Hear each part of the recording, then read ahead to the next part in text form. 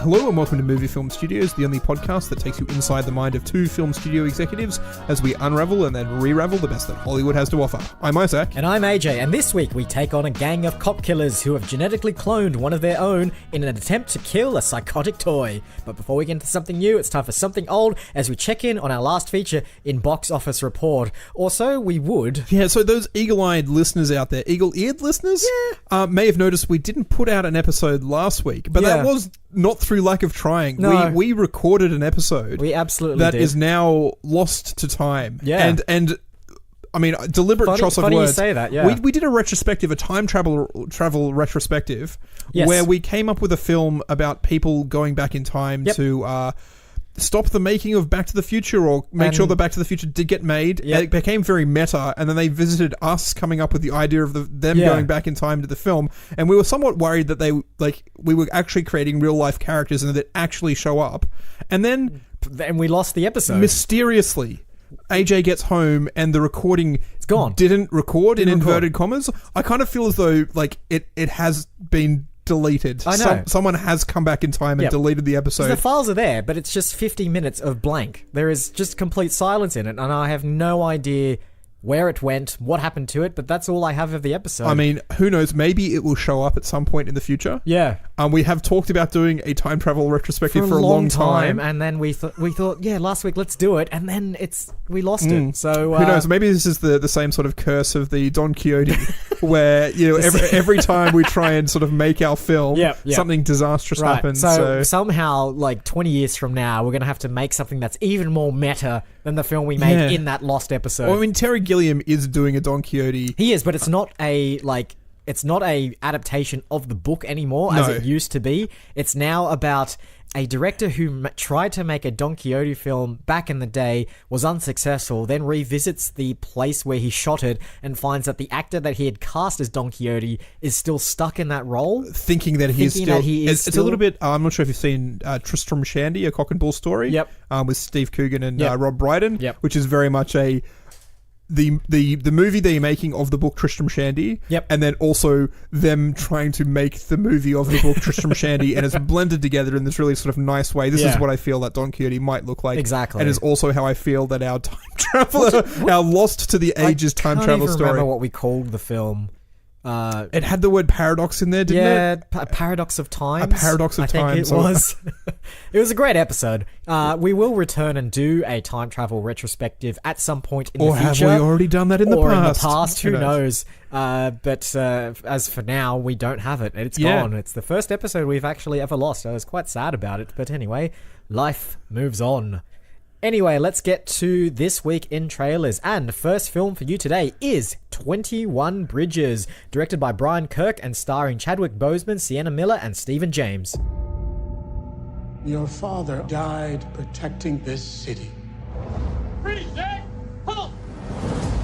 He taught you to follow your conscience in an often cruel world. What happened? Worst day in 18 years. How many cops? 8. Why were they here? They responded to a robbery. Shot fired! Shot fired! Officer down! Automatic weapons. 2 shooters. They have training. How old were you when your father's captain came? I asked for you for a reason. I will find out. We just killed cops. You need to run. We gotta move fast. Car's not ours, plates are stolen. If we don't catch these guys in the next 3 or 4 hours, they vanish. How you gonna do this? Close the island. Got 21 bridges in and out of Manhattan. Shut them down. 3 rivers, close them. 4 tunnels, block them. Stop every train and loop the subways. Then, we flood the island with blue. So we're dealing with cop killers here. So Chadwick Boseman is a senior detective of some kind, or a police officer. And he's the son of a murdered policeman. Yep. There is a gang that has murdered a bunch of there's officers, like a drug gang. There's a heist. They steal something like 300 bags of cocaine, and in their escape, they murder 8 policemen. Yes, and so Chadwick comes up with the grand plan of like flooding New York with cocaine and then shutting down or closing off. Does he flood it with cocaine? I thought he's investigating the flooding of cocaine. I thought he said, like, let's flood the place with blow and then shut down all the bridges coming into the city. I had no idea he was responsible. But I don't know, the reason it's that's called what it was. 21 Bridges is apparently there's 21 bridges that go onto Manhattan Island. Yep. He doesn't want these cop killers escaping, so he shuts down the bridges. He tells the subways to go on a loop so no one can leave as they spend the night running through the city chasing down these people who have killed the cops. Yeah, exactly. It's shades of The Dark Knight Rises. Yeah, a and little The Dark bit. Knight for some reason. But very high octane, very intense, dramatic action. It has a feeling of one of those films that takes course just over the events of one night. Yep. And as you know, it progresses. A little bit Training Day-esque, I Little suppose. bit, yeah. As it progresses, they get progressively tired and more beat up, but they still have to keep going to find who killed Yep. the cops. And who, I think one of the things is, like, you know, my understanding was that he wasn't flooding the island with cocaine, but they were supposed to be taking like 20 bags of cocaine. Yep. And when they actually did the heist, it was 300 bags of cocaine. It's like, who has the ability to distribute all this? We have to get to the top. Yeah, and it's maybe. Probably corrupt cops. I mean, I get the feeling seems that like a really stupid idea for cops to, flood a city with cocaine. But hey, I don't know. Honestly, this film kind of looks horribly generic, which is kind of why they had to chuck in the whole, like, executive produced by Joe and Anthony Russo, who did the Avengers. If you haven't heard of yeah. them, they did Arrested Development back in the day, and have done the Avengers, have done Captain America, and obviously Chadwick Boseman, fresh off his role as T'Challa from... Is it T'Challa? Possibly. Black Panther? This one also has Taylor Kitsch in it as his partner, which made me think that it was definitely directed by Peter Berg, who's the only person who's cast Taylor Kitsch in the last 15 years. I haven't seen him for a while, actually. Yeah, Ever since John Carter, he's been... he was in Battleship, I think, after man. John Carter. Oh, he's in Lone Ranger as well. Was he? Yeah. I think he was opposite Johnny Depp. No, it was Armie Hammer as the Was Lone it? Ranger. Yeah, absolutely. Okay. Well, I think Taylor Kitsch was also in... No, he wasn't. It was Lone Survivor. Anyway, yes, close enough. That is a Peter Berg film, I think you'll find. Anyway, go see 21 Bridges later this year. Second film for you today is Gemini Man, directed by Ang Lee, starring Will Smith, and Mary Elizabeth Winstead. Don't forget, produced by Jerry Bruckheimer, And because him. that really sets the tone. Indeed. I think I know why he's as good as you. He is you. 25 years ago, they made you from me. They chose me because there's never been anybody like me. We have to end this right now. You have all of his gifts without his pain. You made a person out of another person. Then you sent me to kill him. You made a choice to do this to me. This thing that you're struggling with, it's fear. So my sources inform me that this particular film or this story has been in development hell for many, many years. Really? And it feels like the kind of film that was in development hell. So Will Smith is playing an assassin. Yep. And he's gone in to do, I guess, one last job or a particular job. And it ends up that the target of his next assassination attempt is actually a clone of himself.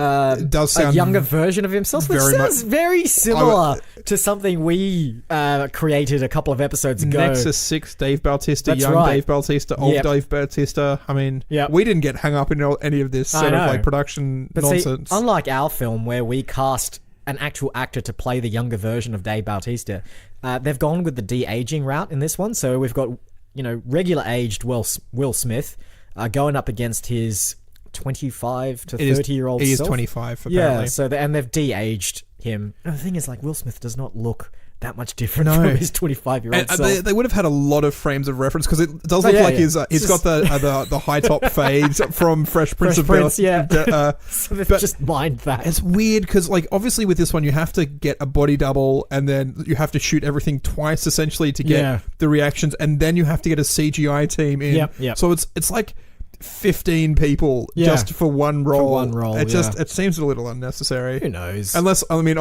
you're doing a film about an older person and then a younger person who are clones of one another who are trying to kill each other. So and then it's just Looper, and you cast 2 different actors for that. Yeah, I never really thought like Joseph Gordon-Levitt looked anything like Bruce Willis in Looper. But do you know what they did in that film? They gave him some weird makeup. Do you remember, like they gave him Bruce Willis's nose, and they did something weird with his eyes as well, if I recall. But it didn't work. No. To be fair, in this one, it looks like it works. Yeah. But it also looks like they didn't hire a director of photography or something weird's going on with the lighting and the cameras. I have no idea how they've shot it. It just looks strange. It looks like it's been shot on an iPhone or something. I don't know if it's just because the trailer hasn't been graded properly yet, but there's something wrong with the flow of the footage. It feels like it's definitely been shot digitally on probably a high frame rate of some kind. Yeah. And it looks like home video. It looks really bizarre. So I don't know. Maybe film. Maybe cameras are just getting way too expensive nowadays, and everyone's just like, director turns up on set. It's just like, everyone whip out your phones. We need multi-camera coverage. I like it in this because this one's directed by Ang Lee. Yeah, it definitely shows up in the trailer from the director of The Life of Pi. Yep. And then I almost feel as though below that they should have had the Hulk crossed out, and then they have Brokeback Mountain and Crouching Hidden Dragon, and just say, remember the good films, forget the bad films. And unfortunately, like stylistically, in terms of like action and like adventure and thriller and chasing and blowing up tanks and motorbikes, this kind of feels like it has probably more in common with the bad Incredible Hulk film than it does with any of his other works. Yeah, So. it's really weird that you'd say from the director of Life of Pi, because this film is nothing like Life of Pi. No one's going to go like, oh, I really enjoyed Life of Pi, and if you did, go and watch Gemini Man. Anyway, I mean, like, it's always nice to have slightly high concept sci-fi, but it's also the kind of film that you feel like you've seen before, like Sixth Day, Looper, as I mentioned, 12 Monkeys as well has that kind of like, and that has time travel, but I mean, it's the whole like taking on yourself thing, which is a very, very well-worn story trope of, you know, taking on your own challenges and taking on your own difficulties. Really give you a sense of, beyond the fact that Will Smith had some sort of, he was the best soldier, they decided they wanted to clone him, and now they're both assassins, and Clive Owen, who's like the spy master who's sending them after one another. There's no sense of the story. Like, what's beyond them being ordered to kill one another and then them finding out that they're just clones of each other. That's it. That's it. But I mean, and also, like, young Will Smith doesn't look like he ever actually wants to kill older Will Smith. He always just looks a bit sad. He looks like he's a bit disappointed that it's come to this, and he doesn't really want to do anything. So all the scenes of like Will Smith leaping off motorcycles and, you know, having explosions going off behind him, I have no idea who's behind that. Like, it's possible that they just couldn't get the emotion to look right in his face. Because I think one of the things with when they de-aged or reanimated Peter Cushing in the Star Wars Rogue One was that the moment he spoke and the moment you could see his lips move and his teeth, that's what made it look really quite strange. That was the uncanny valley. So in this one here, they're like, no movement of lips, no exposure of teeth for young Will Smith, and we should get away with it. Even the poster is just a side-on profile with his mouth closed and looking sort of straight ahead. So yeah, you can easily... I mean, the good thing here is obviously there's no story. And it's not shot very well, so they've just sold this film purely on concept. And that's where we come. We're the ideas people. We come up with the concepts. It's a good idea. It's good to know that you can sell a film based on that and that alone. Can I just read you the list of the names that have been attached to this story over 20 years? So this film's been in development for 20 years. So Tony Scott, Curtis Hanson, and Joe Carnahan were directors lined up for it. But in terms of the lead actors, we're looking at Harrison Ford, Mel Gibson, Clint Eastwood, and Sean Connery. Sean Connery? Yeah, Sean Connery. 20 years ago was 1999. Yep. Sean Connery was... That's League of Extraordinary Gentlemen era Sean Connery. When he decided, I'm too old for acting, let alone I'm not too old to play both an old version and a young version of myself. Oh, that would have been great, though, because we could have had, like, again, you've got tons of reference of young Sean Connery from the Bond films. Yep. So, yeah, bring them both back. watch how his accent has to go from way more Scottish to like not quite as Scottish as he de-ages. Yeah. Anyway, go and see that film later this year. Final film for this week's episode is Child's Play, directed by Lars Kievberg and starring Aubrey Plaza, Gabriel Bateman, and Brian Tyree Henry. Andy, I know this move has been really tough, but this was supposed to be a new start for us, remember? You said you were going to try to make new friends. Buddy can connect to and control all of your Caslin products and smart home devices. Introducing your new best friend.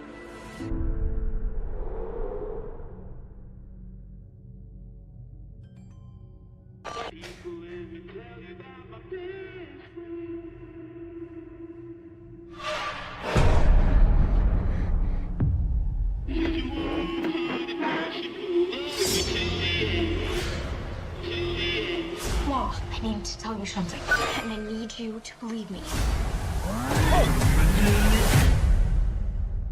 I think Chucky did something.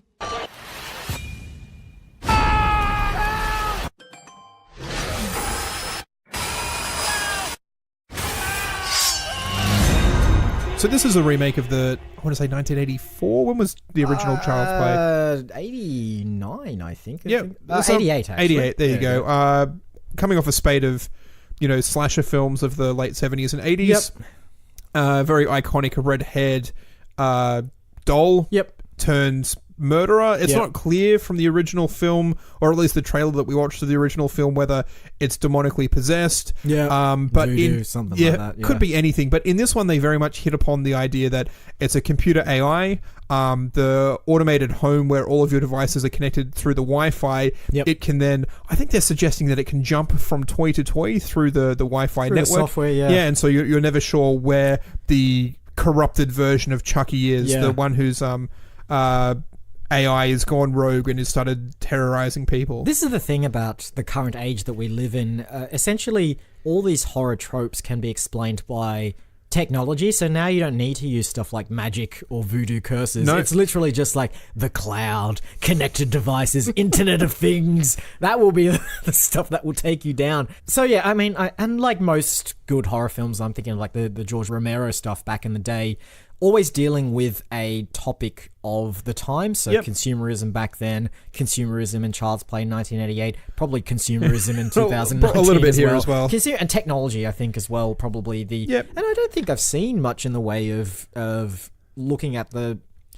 a more of a metaphorical kind of look at technology and horror, because it's always been stuff like stalking people on Facebook, and then there's that film with John Cho in it. Remember that one? I think it's a sequel, where he's trying to track down what happened to his daughter and he goes through emails and all that kind of stuff. The only other one that I can think of that deals with the concept of AI is She with Joaquin Phoenix and Her. There you go. She, her, all gender-specific pronouns. Yeah. And I think that is a bit too high concept. It actually deals with legitimate it's a emotional romance and relationships. an actual connection to Whereas this one technology. seems like a fear of artificial intelligence, but in some sort of tangential way, which again is what the classic horror films do. Yeah, exactly. I kind of like to look at this. I'm not going to watch it, just like I didn't watch it, but it kind of feels like at least they're reimagining the concept of the classic horror film. Yeah.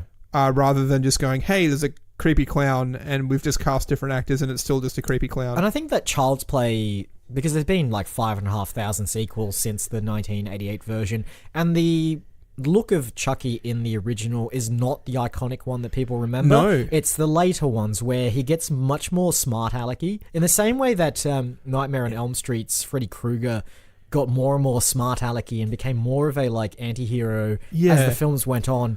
You get the same sense that happened with Chucky in Child's Play, but this is going back to much more a much creepier version. In fact, the trailer doesn't show the doll at all, really, except in shadow and in silhouette. So I think in the 1988 trailer that we watched, it's just like a clean-cut looking Cabbage Patch Doll thing. It's creepy, but it is. It looks very creepy, but the iconic version of him that I know, he has a great big scar that runs down from sort of like forehead to cheekbone. It became... He's a bit more tattered and bruised as he's gone around and murdered journalists and policemen alike. It became much more comical. Yeah. Interesting to note about this version is that Chucky is voiced by Mark Hamill, of There you go. Star Wars fame. Of the Joker. And the Joker as well. He does a very good Harrison Ford impression. Does he? If you've ever heard Mark Hamill doing Harrison Ford... Oh, I have actually, because of The Force Awakens. Yeah, it's quite impressive. But, Yeah. like, it's also, I think, his impression is of Harrison Ford telling him that he doesn't do a very good Harrison Ford impression. It's worth watching if you haven't seen it. Yeah. All right. And those are the 3 trailers for this week's episode. But of course, before we can do anything with those, we're going to have to take a little walk over to the green room.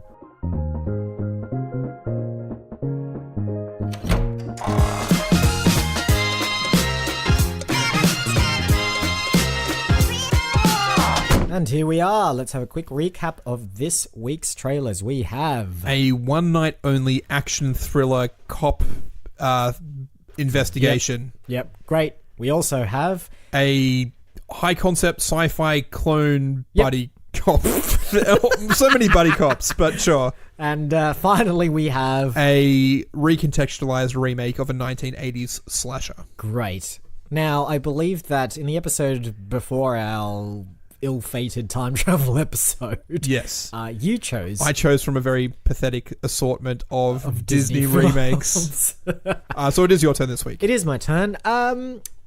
A lot of interesting choices this week. Look, I'm going to avoid doing Gemini Man because they've basically just remade the film that we made. Our film. Yeah, so I think we need to do a horror film, but I also want to tie in aspects of 21 Bridges, the one night only, as well as police officers kind of thing. I mean, to be fair, I think the original Chucky has elements of that. I feel as though Gremlins also has the element of because everything goes to hell at midnight. Most of what they're doing is over the course of one night. Yeah. So I think we need to do a horror film that has like a kind of a cute antagonist as the titular anti-hero or the titular villain, and then do a single night only.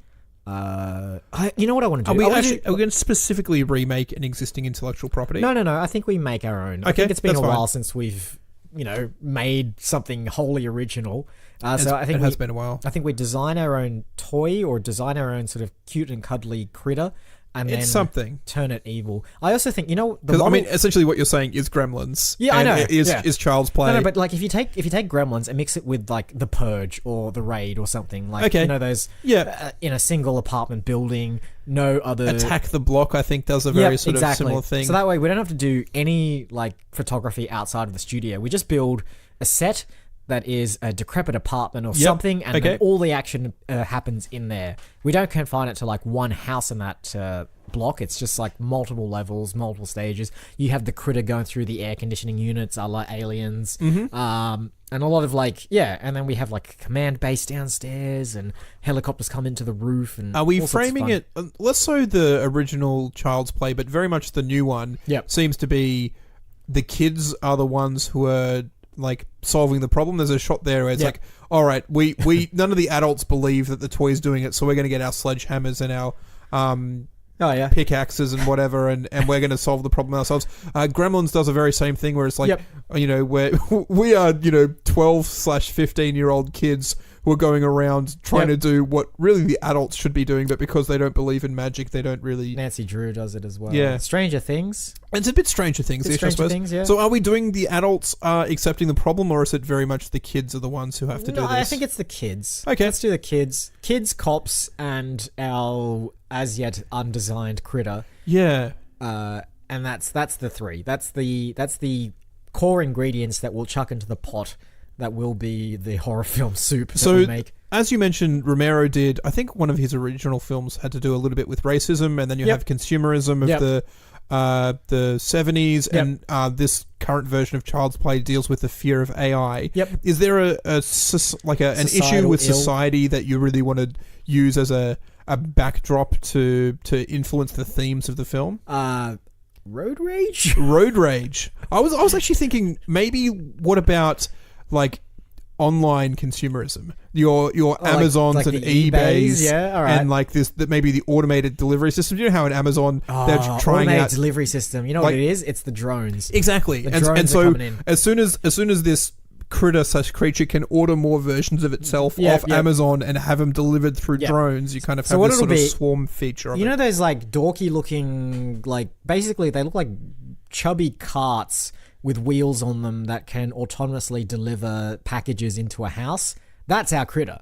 Like, it is just like a white, very, very innocent looking, kind of stupid looking, like robot cart that is designed to deliver packages from one of the, e-commerce sites. Sure. I don't actually really know what you're talking about, but they look really stupid. Like, just imagine like an esky. Yes. With like 4 wheels and like a sticky out camera with like a very basic. I'm imagining a tiny little kid's toy forklift. Yeah, kind of, yeah. Except in my head now it also has propellers because it's also simultaneously a drone. Yeah. And so it can helicopter fly to your location. Yep. And then drive inside your house to deliver stuff right into your door. I think we're missing a story opportunity here. So we say that like the kids run up to the second floor of the house because they're like, oh, the like robot delivery vehicle can't get us there because it only has wheels. And then in comes like radio signal from the robot. Calls in the drone strike to come in, pick up the robot, and just like throw it into the second floor of the house. There's definitely issues here as well. I mean, I'm not sure if we're going to completely rag on Amazon and threaten. No. We're going to make up our own. But I mean, we could say, hey, Mr. Bezos, hey Jeff. We've got this script here and we're going to make it and we're going to legitimately say these things are from Amazon. Yep. And you should the reason that wheelie plastic forklift man can get inside your house is because you've tethered your house to Alexa and Alexa controls your door and your doorbell. Like we could change it to something else, Mr. That's Bezos. Right. Yeah. Or you could pay us you could pay us some money and we don't mention Amazon at all. Are we blackmailing? I don't know. That's an awfully dirty word. I wouldn't use that, Mr. Bezos. I'm not saying that's the word that we're using at all. All right, so we leave it up to the highest bidder as to the company we end up using. Yeah, possibly. I think either way, if we make the film at all, they're probably going to go, hey, we've got a lot invested in this home automation technology. You're casting it in a very bad light. The thing is, we don't have to wait because all we need to do is shoot the film with like generic props to stand in for all the stuff. It's really easy to chuck in a logo in CGI. Exactly. It's so much harder to de-age an actor. I mean, chucking someone's logo on a white robot box in post-production is super easy and won't cost us anything. So, great. So we'll just say we have this film. It could be good for your company. It may not be good for your company. It depends on how much you want to invest. All right, that sounds good. So what's this is actually reminding me of, which I think we need to sort of divert from and make it a little bit more original. There's a Black Mirror episode that is kind of similar to this. It's completely in black and white, and effectively it's a robotic dog-like drone that is pursuing a person, and it's basically a chase, and that drone is trying to kill that person. It's pretty tense, and in Black Mirror style, it's also very creepy. So what do we have that is different to that? I don't know. I don't think that the robot's chasing people. I think it's probably the other way around, right? Where it's trying to one of the robots has gone a bit AWOL. Yep. And the kids realize that it's gone AWOL and they're trying to stop it from going in and Yep. And I also kind of feel as though there's this whole sort of like privacy breach and your personal data. Yep. And this robot knows everything about you. Yep. It knows what you ordered off in inverted commas Amazon each week. It knows your deepest desires and your deepest fantasies, and it possibly plays on that. Yep. And it's these hidden orders that you're getting off Amazon that it's using to lure you in to kill you. Yeah, okay. So it's not really about this sort of chase sort of thing. It's actually more about... It's an infiltration. Yeah, using your personal information as a weapon against you. Yeah. A little bit like another film that we watched this week, actually, with Dennis Quaid in it. Just sort of like subtly trying to like integrate itself into your life. Yeah. Until it integrates itself a little too far. A little bit too far. Yeah, and it starts ordering some really weird things that you're just like, I wasn't even thinking about that. Yeah, it's like, what about psychological things where instead of physically breaking you apart, what happens if you and your significant like a package shows up at your door labeled with your significant other's name, and then it's like you open it up and it's a book. It's like, so you're not happy in your relationship, and then suddenly these weird rifts start opening up, and it's like, hey, you caused my parents to get divorced, and that's why I'm living in this Attack the Block style dilapidated, low-cost rental building. Yeah. And I love that because we can have a scene where like the couple is fighting and we're just focused solely on the robot's eye. It's unblinking, unemotional. I think it's going to have a single HAL style, red light kind of eye. It's almost somewhere between HAL and WALL-E, right? Yeah. there's an interesting blend there between evil and cute. Yeah, that sounds great. All right, so we won't make it red. We'll make it like blue because like blue is the color. I imagine it white. Let's just make the prop white. The prop is white, and we can. The eye is actually the eye will be color coded to whatever company that we choose. If it's eBay, it's all the colors. Yeah. If it's Amazon, it's orange and. Hang on, I came up with a black, I think. mnemonic for remembering the colors of the eBay logo. Oh yeah, go for it. Hang on. Randoms buy your garbage. So red, blue, yellow, green. All right, that's how you remember the colors of the eBay. Cool. If you ever need to logo. remember, if your life is on the line, just remember randoms buy your garbage. All right, great. I don't have one for Google yet, but I'll come up with one if you need me to. I'm sure we will. Anyway. So we did mention kids. What are the kids going to be doing? Are the kids like kids? So let's say it's a family, like a small family. Yep, like sure. 2 parents, 3 kids.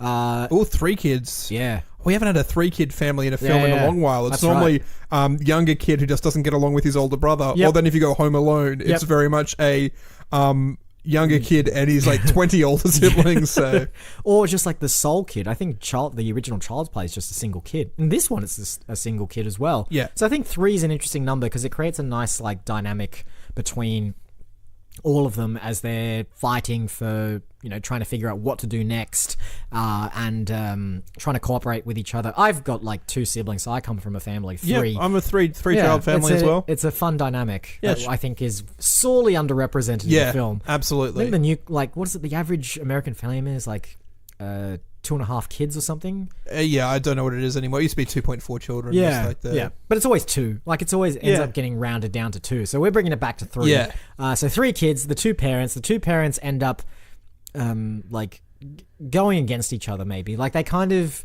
get more and more heated arguments because of what this robot is slowly doing to their lives. And I mean that is the impetus there, where there's just like, don't you understand that you have a good relationship? It's this automated robot system. It's Alexa / Siri / Cortana, knowing all the intricacies of your life and using that as a wedge to drive you apart. Yep. And I think we keep the apartment block thing, but what the robot has basically done over the course of 6 months or so has managed to subtly evict everyone else in the building until it's just one family left in one of the apartments. And the robot's done that on purpose to sort of say, I own all of you now, and no one else can come near you. So the kids used to play with the neighbors' kids, but then the neighbors' kids moved away. Exactly. For reasons that they can't figure out why. And it used to be, you can meet people in the elevator and say hi to them. There's kind of like a community there. But then as the film goes on, people just start vanishing. And then it becomes like the hotel from The Shining. It's just like empty halls and long, cavernous, rooms with... And is it because the, in inverted commas, Jeff Bezos character wants to buy that real estate and is deliberately driving down the cost of it? He wants to make it the new Amazon headquarters. He got booted out of New York recently, so he was like, hey, we're going to make an Amazon headquarters in New York. I bet you guys want this, so how about you give us a tax break? Most of the citizens in New York said, absolutely no way, Jeff Bezos. And then they had to leave with their tail between their legs. So maybe this is like the film where we sort of we use that cultural touchstone, that news item of Amazon wanting to build new distribution centers everywhere, and use it for this. So they've basically sent this robot in, free trial of this robot, delivery robot. They give away Amazon Prime memberships all the time if you want to try it for instant delivery and all that. They've like targeted this one family and they've said, hey, try our new drone delivery service free of charge, with a discount on anything you buy from Amazon / eBay / whatever company we end up targeting. And then it's just been a master plan to get the robot in the house to try and clear out the entire block. So, and that allows us to do stuff where the kids can escape from their own apartment, which the robot is keeping guard, run up a flight of stairs, and then just be like, okay, we're safe now because the robot can't climb stairs. then the drones come in. They The smash drones- through the yep. window, grab the drone, I like it. throw it into the other one. Kids, have to run to another apartment to try and call the cops. They've got a smart fridge in that apartment. That's right, yeah. The smart fridge can see them, starts blasting the But because, AC. as well as that, because it's an old apartment, they're looking for a utility room somewhere in the apartment block, which still has an old style telephone that isn't connected to the cloud. Because like every other house that they go to, it's already been Amazonified. So they've all got like that's got to be, I think, probably even a goal of them is to find the telecommunications room in the basement and destroy it. Because once they sever like themselves, a server room. Yeah, once they sever themselves from the server, I think that's actually why they're spelt so similarly. Is sever and server? All right. Once they're free of the technology, then they can escape. Because I think this it's locked the doors. It's locked the doors. Smart doors. Yep. Because they've got that like alarm, that doorbell system on it. That allows They've you also to, got smart light bulbs all through the corridors, and it just keeps changing it to weird color Flicking settings. them It's like, why is it all red down this corridor? Yeah. That's because, it's really because we just had the one set. And which is like, how do we distinguish between level 13 and 14, or That's one's right, red and one's blue? Yep. We put it in the story as it's smart light bulbs, In fact, and it keeps changing the the color. signage as well for the levels is also digital. So again, we don't even have to like swap out the props. We just change the lettering in the computer and it sends it out. That works. All right, cool. So, how should this end? I think that's the crucial part. Like, I don't know. I like the nihilistic end where there's no stop to the powerhouse is. Like, actually, no, I like those endings where you think they've won, where you think that they've gotten away with it, and then just like right at the end you realize, oh, hang on, we're all screwed.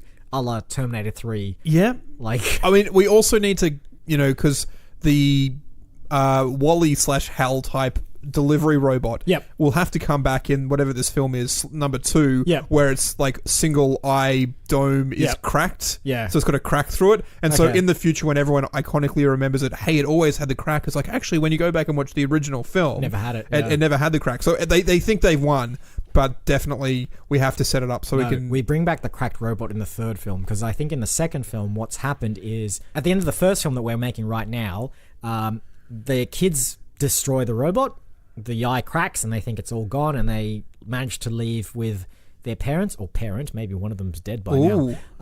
But then at the end it's just like Jeff Bezos is like clicking print on his 3D printer for version 2 of the robot. Now with wings. So it doesn't need the separate drone delivery. And then whatever happens in film 2 happens with the new drone. Film 3, we bring back OG drone, who I think what's basically happened in the third film is the governments have wised up to what Amazon is doing. They've changed all the protocols around to suit the new one. So Amazon can't use its current range of things to take over the world anymore, but OG Robot is still on the old network, and they're able to reboot that, and it comes back for like round 2. And do we have a thing where they've reprogrammed one of the robots to be a good delivery robot, a la Terminator? Maybe. It depends. It depends if we keep it in straight horror, probably not. No. If we divert into like horror action, then yes, absolutely. All right, great.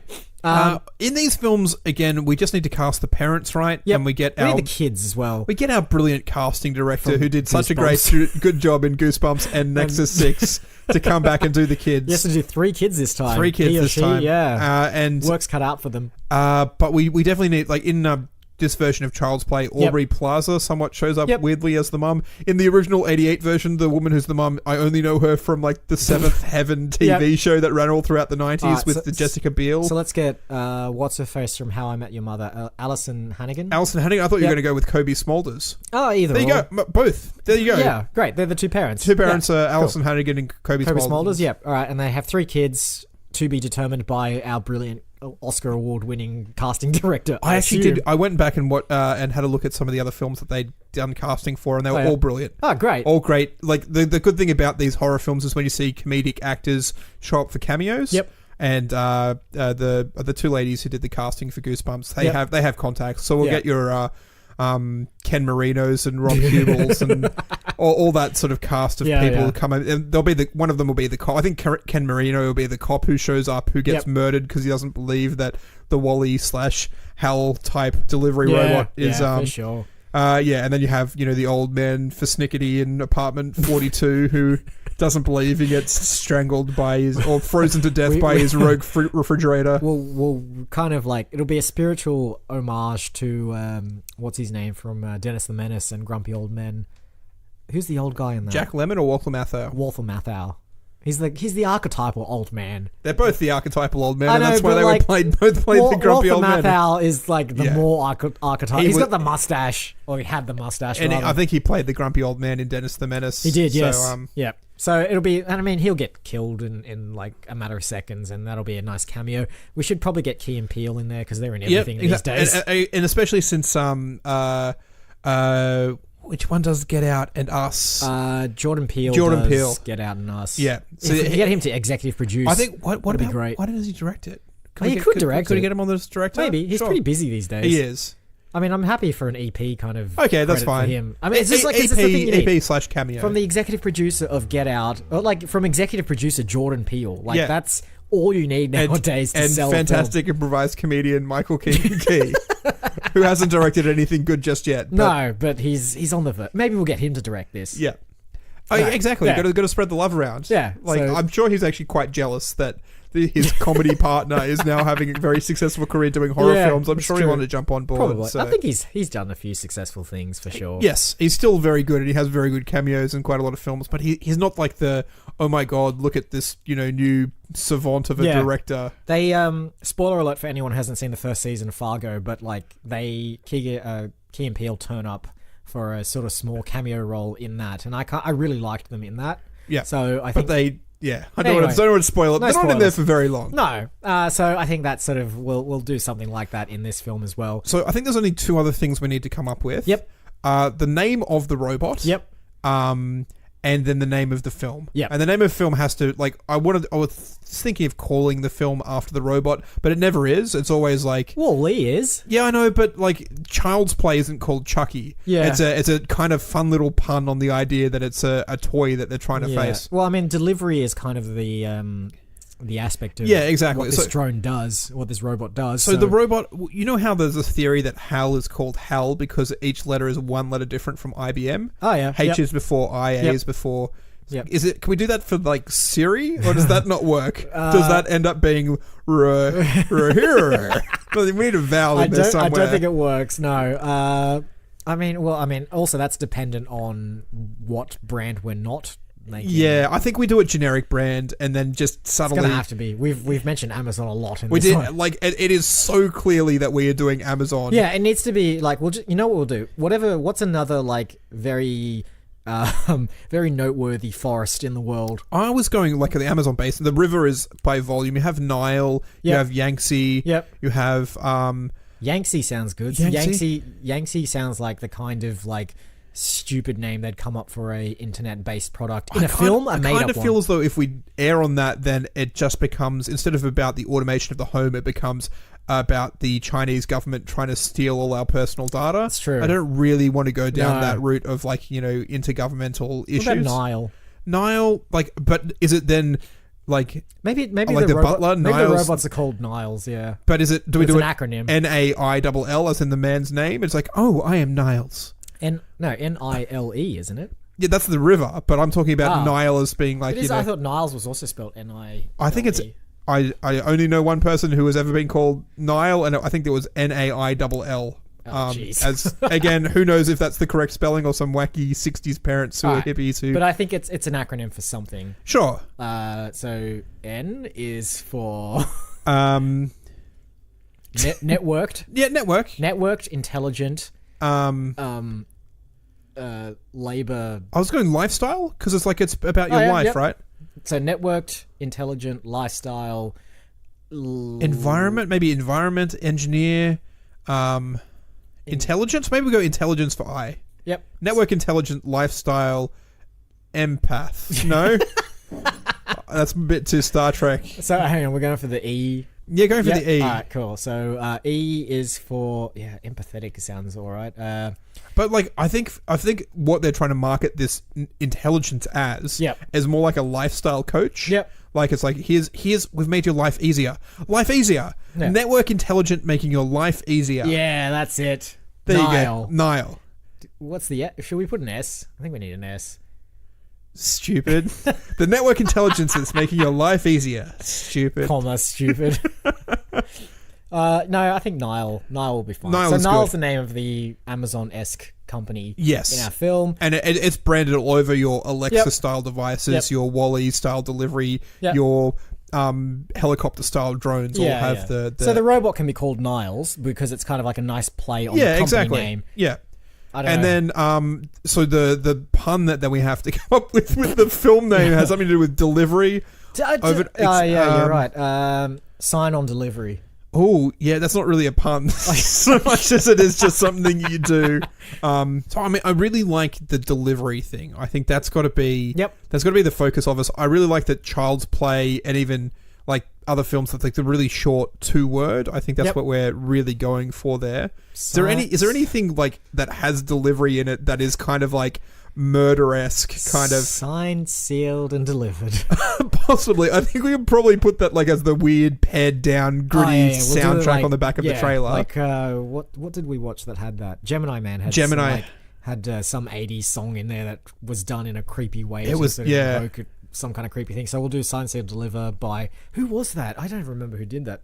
Anyway, getting ahead of myself. Some Supremes-esque Motown style pop singer, yeah. Deliver Us from Evil kind of has that connotation. It's too long though. Deliver Us? Deliver Us. I really like that. Yeah, Deliver Us. And like creepy font on the poster. Yeah.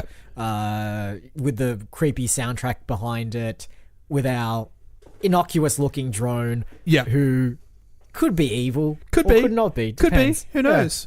Yeah. So Deliver Us. Deliver Us. That'll look great on a poster. I think so. All right. I think that's it. I think that's a wrap. I think you're right. Housekeeping, as per usual, we are online at moviefilmstudios.net, where you can find all of our previous episodes, minus that time travel one that we lost, our bios, and Mafuzawudada, the database of films that we've made on this podcast. We're on various forms of social media. If you're on Twitter, search for @moviefilmstudio. Don't put that extra S in there. You'll get some really weird results otherwise. On Facebook, we are Movie Film Studios, and on Instagram, we are @moviefilmstudios, I believe. Join those respective platforms and have a look at what we do on there. We do some animated content for Instagram. We do Twitter posts for Twitter, and we do Facebook posts on Facebook. If you want to see us live, we'll be performing at the Queens of Comedy show on the 9th of May. Yep. I don't know where it is. It's in Sydney at a place called Ginger's in Oxford Street, Darlinghurst. And that's the 9th of May starting 7 p.m. at 7 p.m.